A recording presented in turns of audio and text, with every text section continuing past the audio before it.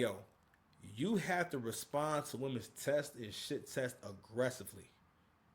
All right, and because for the most part, first and foremost, when she said to him she likes grand gestures, he should have challenged that. Or, and again, yeah, he should have given her a clear challenge and made her expound on that and let her know what it's going to be. You know what I mean? And don't get me wrong.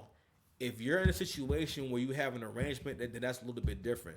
But what she was trying to do, like I said before, trying to train him, I mean, to be obedient, train him to. Again, this is a 304's fancy. A 304's fancy is always being able to get the most resources and energy and time and attention out of a man without giving him too much sex. Because again, 304 has to protect their that's their asset right there, right? So if they always fucking, well, if they always get taken to Pound Town, they have a sore vagina. They got to keep that thing fresh. Gotta save it. Too many miles, you know what I mean? So if she can manage to get dates and attention and time and whatnot, first of all, she's already training you, know what I'm saying, to not be wearing her pussy out, you know what I'm saying? And she gets to still have a good time. Don't get me wrong, me personally, I've never experienced this. Anyone that I've ever been fucking want to always have sex with me. You know what I'm saying? I never experienced like it being a problem or I need to do something. Only time I ever experienced anything close to that was with the craziest women I've ever known. And these were women who had to take antidepressants. Now, if anyone knows about antidepressants keeps women from getting orgasms. So it's very, very weird dynamic, right? And it makes them more. It makes them kind of asexual. It makes them like aggressive and up and down towards you, right? And anywho, that's why it's important to know their background. But anywho, so that girl is trying to transition, you know what I'm saying, into being a kept woman. And also you got to realize that again, women, depending on their experiences, whatever positive things they experience, they'll want to try to experience it again. And so again, women don't care about the how. So in their mind, they'll feel like, all right, well, I had a man I was seeing that would give me $400 every time I saw him.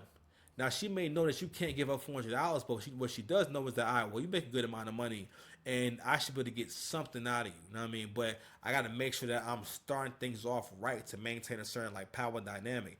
But again, he would have done better to stop seeing her from the beginning, because this is the kind of girl who was probably selling some pussy. Whenever women talk like that, that means that they're open to sex work. When women talk about basically, yo, you gotta spend this amount of money, that means they're into sex work. Now, unfortunately, sex workers or people who think like sex workers are heavy on social media in terms of making level up content and shit like that. Those same women are becoming famous on social media and they're spreading those ideologies and making them more normalized. And now men have that to contend with. So it's kind of like a chicken or the egg thing. Like we're not really sure where it's coming from. Or is it that this is who women really are, or is it that because women are consuming this kind of content that they're thinking this way? Because I'm gonna show you the part of the clip where she talks about this video too. Guys, it's like expecting my woman, oh yeah, you gotta cook and clean and just do like all this domestic stuff at the house, because I'm very much a domestic type of person. Like I cook, clean, and do stuff. That nigga said he a domestic type of person. My bad. I'm gonna touch on this too. Sir, you do need to be on that shit. One of the worst feelings is being around a woman who thinks that you supposed to treat her like a man. Cause it always kind of comes down to you treat her like a woman according to what women like, and vice versa. Okay? Like that's not a healthy relationship if you're doing most of the cooking. It's not a healthy relationship if y'all live together and you're doing most of the cleaning. You have to have confidence in her, because for the most part, she puts full confidence in you to go make that money. She's never worried about, are you going to keep making the same amount of money and do you need help making your money? She's never worried about that. For the most part, she's thinking you'll figure it out.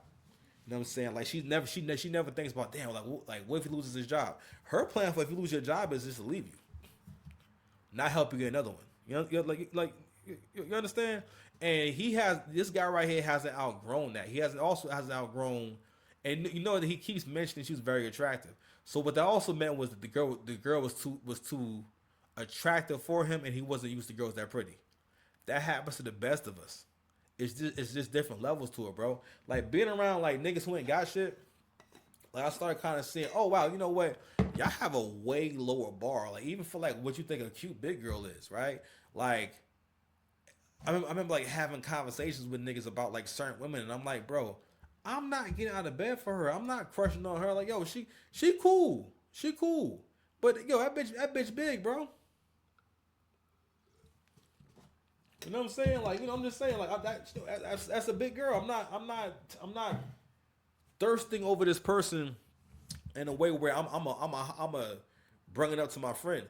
But for niggas who ain't got shit, all they can think about is ass and having sex with her. You know what I mean? And it's like, yo, when you level up, you see a woman as a whole. You think about how she makes you look.